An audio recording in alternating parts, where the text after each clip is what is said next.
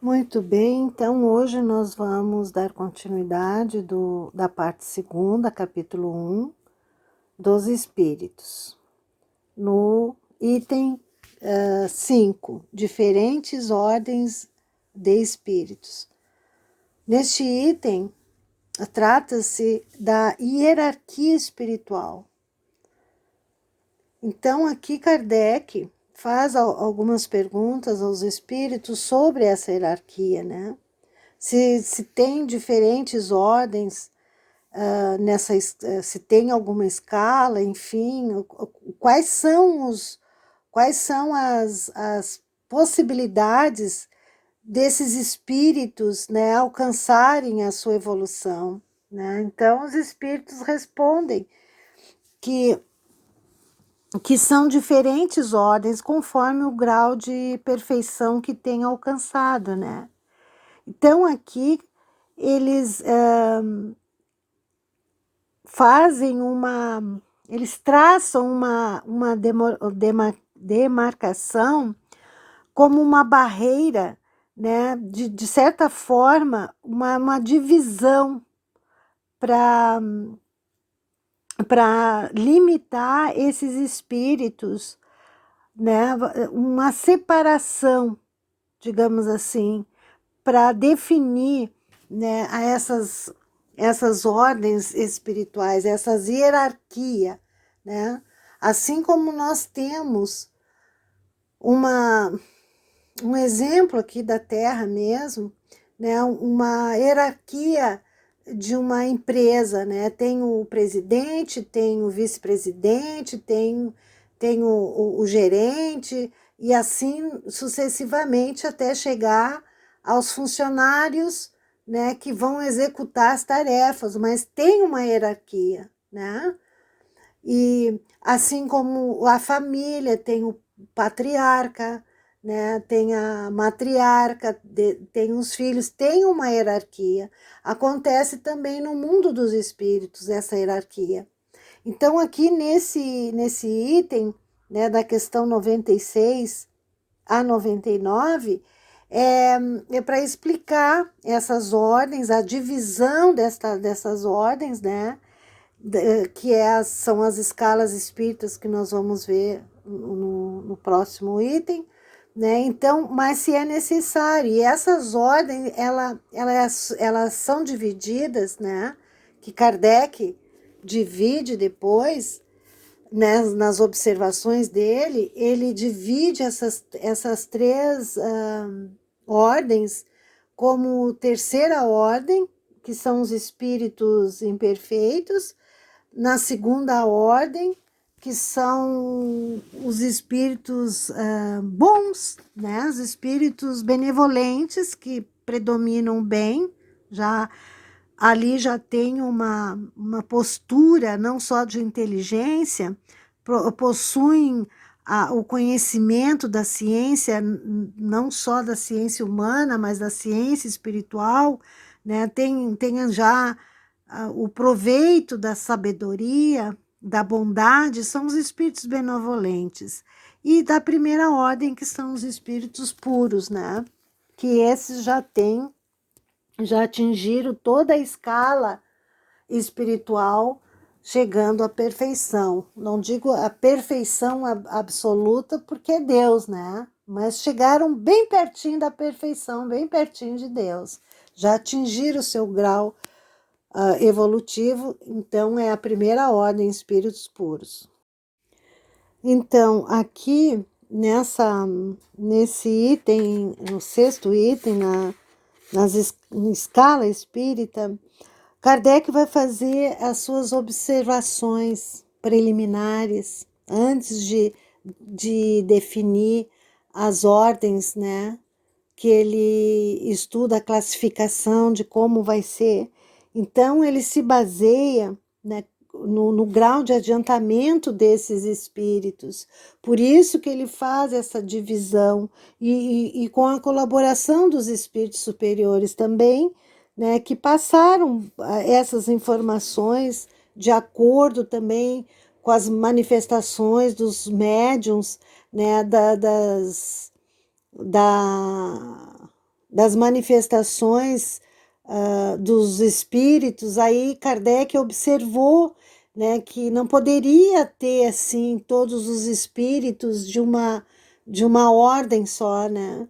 Então, ele junto com os espíritos, nesta observação, ele traz isso e faz essas divisões, né? Como até ele dá um exemplo de 3 pesquisadores estudiosos da botânica, onde cada um criou um método, um sistema de observação, né, que eles adotaram para melhor estudar a botânica, né? Então, cada um criou o seu método, e nem por isso a botânica houve modificações, não.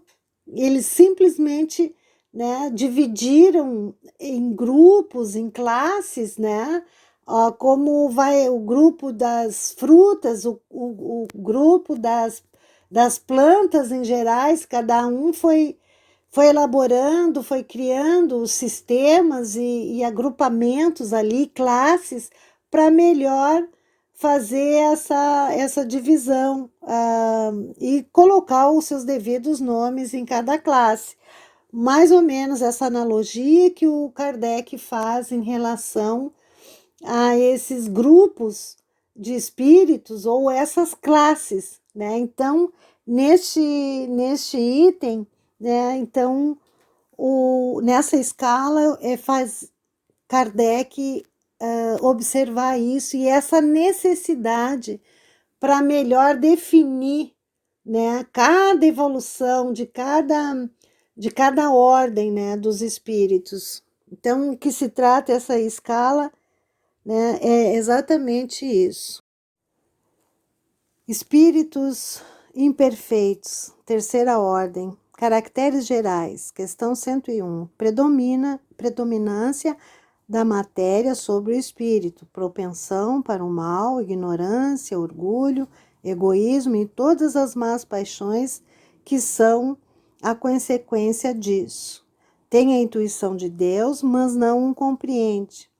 Então, nessa categoria dos espíritos imperfeitos, a tendência, como diz aqui, a propensão é para o mal, mas nem todos são essencialmente para o mal, são maus, espíritos maus, né? Uns são levianos, né, que vai ter essa outro nome de outra classe, né? A classe dos levianos, que nós vamos ver. Outros nem tantos, que são aqueles espíritos que às vezes fazem um bem, às vezes fazem um mal, para eles são indiferentes, né? E tem tantos outros. Mas Deus, na sua infinita misericórdia, não deixaríamos, né? Não deixaríamos sozinhos nessa esfera espiritual ainda imperfeito, sem um amparo, sem uma ajuda, sem um norte a seguir, né? Então, por isso que Kardec fez essas divisões de classes nessa terceira ordem, para melhor identificar os espíritos, né? A identificação de cada natureza íntima dos espíritos através das suas ações, dos seus pensamentos, né? Principalmente dos seus feitos, né? Onde, né, pode fazer o mal. Na verdade, a predominância, né, dos espíritos imperfeitos seria o mal, mas nem todos são maus, nem todos utilizam a maldade, né? Uns usam a malícia, mas não necessariamente que sejam maus, né? Então, até que os espíritos, esses espíritos imperfeitos comecem a evoluir na sua tomada de atitude, de decisão, nessa chamada de consciência, né, cada reencarnação vai mais, né, aprimorando o seu espírito, porque o espírito ele não regride, ou ele estaciona por causa da sua maldade, né, e vai ter que reencarnar agora que o planeta já está indo para regeneração, então obviamente que esses espíritos mais grosseiros, que usam só a maldade, vão reencarnar em outros planetas mais propício, né, a esperar essa evolução deles lá, porque aqui eles estacionaram, vieram tantas vezes e tantas vezes sucumbiram à maldade que vão ser em outros planetas, ou né, mais atrasado ou igual à Terra como iniciou, né? Então essa é a categoria de espíritos da terceira ordem que nós vamos ver a seguir as classes. 10ª classe, questão 102. Espíritos impuros. São inclinados ao mal e dele fazem objeto de suas preocupações. Então, nessa classe de espíritos, que são os impuros, a preocupação deles é exatamente fazer o mal, né? Eles se comprazem com o mal. Eles não têm não passa nem na mais remota possibilidade de fazer o bem para alguém, né? Até essas manifestações, eles se conhecem, esses espíritos impuros, até pela própria linguagem, o linguajar deles é grosseiro, né? Enfim, ali tem condições de reconhecer pela inferioridade desses espíritos impuros, pelo jeito de se colocarem, né, mediante uma situação de até uma situação de risco, que eles estão compelidos ao mal. Então, esse linguajar e também a própria vibração que esses espíritos deixam tem essa conotação da maldade, né? Pela própria inferioridade moral deles. Então, fica pregnado não só no ambiente em que ele se manifesta, né? Como também nos seus atos, na baixeza das suas inclinações. É a maldade pura, né? E até hoje, né, esses espíritos impuros, né, de acordo com as crenças religiosas, de acordo com a identificação desses espíritos, outras crenças religiosas, né, chamam de demônios, de gênios maus, enfim, são tudo espíritos do mal que eles colocam esses nomes, essas nomenclaturas, Satanás, diabo, isso por uma figura de linguagem que para identificar o mal, né? Mas Deus não seria tão injusto de deixar esses espíritos impuros dentro de uma de um eterno sofrimento, né? Aonde a maldade ela é tão grande desses espíritos que o seu perispírito ele toma formas, realmente formas até assustadoras, de tamanha maldade. E nós sabemos que quem molda o perispírito é o pensamento. Então, se esses espíritos, né, têm ainda essa propensão para o mal, essa inferioridade para o mal, o que acontece? O perispírito se molda de acordo com a maldade deles e se transformam nessas zonas, um umbral, né, que nós chamamos de umbral grosso, onde está essas deformidades desses espíritos impuros. E quando encarnado também aqui são os grandes obsessores, né? Haja vista de um espírito dessa natureza que foi Hitler, né? Não vou nem trazer outros espíritos dessa natureza que passaram no planeta hoje. Onde é que vão estar já no limiar da regeneração planetária? Vão reencarnar em outros planetas mais atrasados que a Terra, até se despertarem para a busca dessas verdades da alma, do bem, porque eles desconhecem o bem, por isso que fazem o mal. Eles nunca lidaram com o bem, né? Ou, enfim, né? Pela livre escolha escolheram esse caminho, né? Então, essa é a característica dos espíritos impuros. Questão 103. Sempre lembrando que não é perguntas, são colocações, né, das classificações dos espíritos que Kardec fez. A nona classe, espíritos levianos. Então, esses espíritos são aqueles espíritos mais maliciosos, né? Ignoram a, a primícia da honestidade, da lealdade, né? São espíritos maliciosos, eles são zombeteiros, né?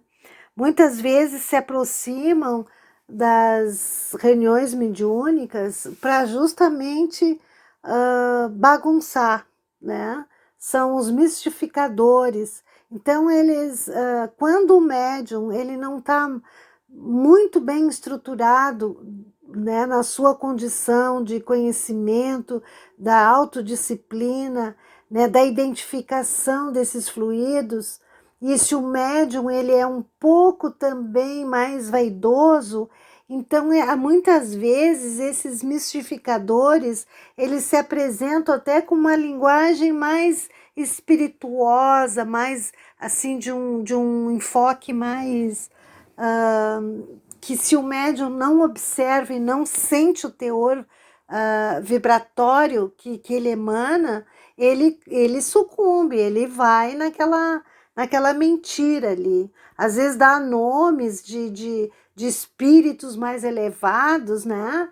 Então o médium, se ele é vaidoso, não está totalmente ainda nessa disciplina mediúnica, com certeza o médium ele vai se deixar levar por essas comunicações, né? Então, eles se comunicam, né? Que às vezes, como Kardec diz aqui, de uma linguagem muito espirituosa, né? Então, mas é tudo falso, porque eles mesmos fazem por zombar, são maliciosos, eles usam mais essa malícia são, no caso, cruéis, né? São ali para debochar mesmo, né? São os levianos e procuram esses encarnados afins. Não tem pessoas que a gente conhece que tem às vezes uma leviandade assim, né? Principalmente na área da mediunidade, né? Que às vezes tem esses falsários aí, são levianos. Às vezes as pessoas pagam dinheiro para ouvir mentiras. E aí, muitas vezes, esses espíritos se aproximam desses falsos videntes e cartomantes e por aí afora, para às vezes tirar dinheiro, né? Mas é tudo uma leviandade, são mentirosos, é uma mistificação. São espertos para fazer esse tipo de maldade, né? Mas não são maus que nem os espíritos impuros, são levianos. É uma maldade, não deixa de ser, né? Mas não são agressivos assim, né? Eles fazem mais para zombar mesmo, né? Questão 104, oitava classe, espíritos pseudo-sábios.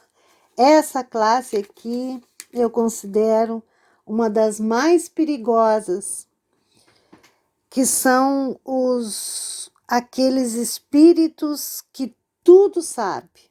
É o mais inteligente, lida só com a verdade, é aqueles espíritos de uma mensagem assim que novamente, se o médium não tem a humildade de reconhecer que aquele espírito magnânimo que está ali se comunicando na verdade, é um falsário, ou seja, o pseudo-sábio, ele até sabe, quando aqui encarnado estava, ele até tinha um estudo, né, enfim, um cabedal de conhecimento bem avançado culturalmente. Então, às vezes são teólogos também, conhecedor da Bíblia, né? Enfim, são criaturas que têm uma inteligência, né? Digamos, acima da média, mas são estritamente orgulhosos e ainda têm aquela presunção de ser o top dos tops. Então, quando tem uma comunicação, eles vêm com linguajar até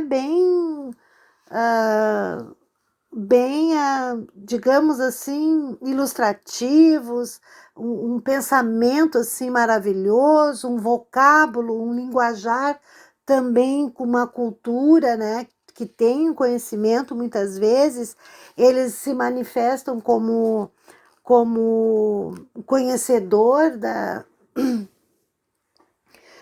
teólogos e armam mesmo uma discussão ferrenha, né? Se o médium, ou melhor dizendo, se o doutrinador não tem um conhecimento evangélico, principalmente na passagem das máximas de Jesus, o doutrinador fica perdido, porque ele tem um acervo desse conhecimento. Por que é pseudo sábio? Porque com sabedoria ele não está aplicando aquilo ali, porque o orgulho e a presunção é o domínio deles. Aqui na Terra, passam para lá, vão continuar a mesma coisa. Então, isso aí deixa essa lacuna muito grande. E o médium, né, que tem a humildade de registrar, de ser humilde, e aí ele vê e ele ajuda na doutrinação, porque ele envolve aquele espírito com toda o seu amor fraterno, né? Coloca para ele todo aquele sentimento de amor, né? de despertar, enfim, envolve ele numa situação de que ele muitas vezes sente depois vergonha até de passar aquilo. Tem outros que não, tem outros que, né, tanto que está nessa classe aí do pseudo-sábio, né? Eles acham que estão certos e não tem, né, enfim, tem, né, tem orgulho exacerbado, tem a presunção, os ciúmes. Então, eles são obstinados a isso, eles se colocaram nessa posição. Imagina no retorno, né, se assim pudessem voltar, né? Se esses pseudo-sábios puderem voltar, mas como o planeta ainda se prepara, é ainda o de prova e expiação, até poderiam, mas numa condição até de alienação mental, porque usufruir a sua inteligência, né, fazendo uma mistificação da própria sabedoria, não é sabedoria, mas do próprio intelecto, né? Tiveram conhecimento cultural, mas não praticaram no bem. Então, esses são os pseudo-sábios. Fingem, acham, e o pior é que eles tomam essa postura, né? Que sabem. Esses são os mais perigosos. Questão 105. Sétima classe, espíritos neutros. Esses espíritos nem bastante bom para fazerem o bem, nem bastante mal para fazerem o mal. Pedem tanto para um como para outro e não ultrapassam a condição comum da humanidade, quer no que concerne ao moral, quer no que toca à inteligência. Apegam-se às coisas deste mundo de cujas grosseiras alegrias sentem saudades. Ou seja, esses espíritos neutros, eles, sabe aquele ditado, eu não mato, mas se eu enxergar morto eu como. É mais ou menos por aí. Eles não fazem maldade, mas também não fazem bem. São, sabe, não estão nem aí se tá, o mundo está caindo, chuva está caindo, canivete está caindo, pedra, não interessa. O mundo está violento lá fora, se tranca dentro de casa, não sai, não faz assim não faz uma diferença se o mundo está bem ou não, né? Tá bem para ele, o resto não importa, né? Esses são chamados espíritos neutros. Eles não fazem nem o bem nem o mal, eles não se preocupam com o bem-estar do outro, né? Eles, muito pelo contrário, se eles estão numa condição ainda mais nessa condição mais grosseira, assim, que se apegam às coisas desse mundo, né? Tipo, uma boa vida, né? Tem, tem, tem tudo para ser feliz, mas não são capazes de fazer alguma coisa para ajudar alguém, né? São totalmente inclusos na sua própria vida ali, né? Naquela vida ali onde ele cerca ali com a sua família e quando faz até com a sua família, né? São os espíritos neutros, eles estão aqui porque estão vivos, vivem porque estão vivos, respiram porque estão vivos, né? Imagina eles desencarnados, vão continuar no mesmo mundo, né? Dentro desse círculo, né? Que para sair talvez numa outra condição, que aí cada um desses espíritos, sejam impuros, levianos, neutros, pseudo-sábios, tudo isso fazem parte dessa terceira ordem, né? Por isso essa classificação, que nem todos, não pode botar num caldeirão assim e misturar tudo, né? Tem as classes, tem aqueles que nem esse aí, esse não faz bem, não faz mal, né? Se ele não faz bem para o outro, ele não faz mal também para o outro, mas também não ajuda, não exercita a caridade, né? Então esse é os espíritos neutros. Sexta classe, espíritos batedores e perturbadores. Estes espíritos, propriamente falando, não formam uma classe distinta pelas suas qualidades. Podem caber em todas as classes da terceira ordem. Esses espíritos, geralmente, eles se manifestam através dos efeitos físicos, de efeitos mais sensíveis, como as pancadas, né? Como, enfim, eles não têm uma limitação, eles agem em todos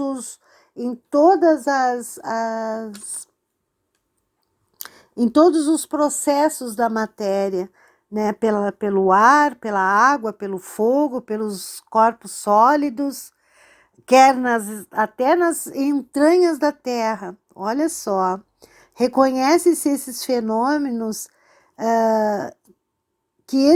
reconhece-se que esses fenômenos não derivam de uma causa fortuita ou física, quando denotam caráter intencional e inteligente. Todos os espíritos podem produzir tais fenômenos, mas os de ordem elevada os deixam de ordinário como atribuições dos subalternos, mais apto para as coisas materiais do que para as coisas da inteligência, quando julgam úteis as manifestações desse gênero, lançam mão desses últimos como seus auxiliares. Então, tudo vai depender, né? Imagina, no mundo dos espíritos, esses batedores, que chamam, que são os, né, os de efeitos físicos. Nós sabemos, nós já aprendemos que para ver essas manifestações precisa, né, desses 3 elementos, né, do ectoplasma do espírito, do fluido universal e do ectoplasma do médium, para que haja esses fenômenos. Mas, como eles estão em todas essas áreas, todas essas classes dessa terceira ordem, eles podem se manifestar em qualquer dessas classes, desde a 10ª até esta 6ª classe. Então, eles estão mais voltados, né, a esses barulhos mesmo, e perturbam, são espíritos perturbadores. Se o médium não tem como eu falei da disciplina, eles ficam, imagina, perturbando o médium, né, até mesmo nessas como é que se chama, dessas manifestações espontâneas, né? Isso aí tudo nós vamos aprender, principalmente lá no livro dos médiuns, né? Então, esses espíritos são muito perturbadores, né? Então, tudo vai do conhecimento adquirido pelo médium, né? Até para auxiliar esses perturbadores. Então, essa classe aqui, né, da 6ª classe, são mais para esse tipo de comunicação, de manifestação, né? São os perturbadores.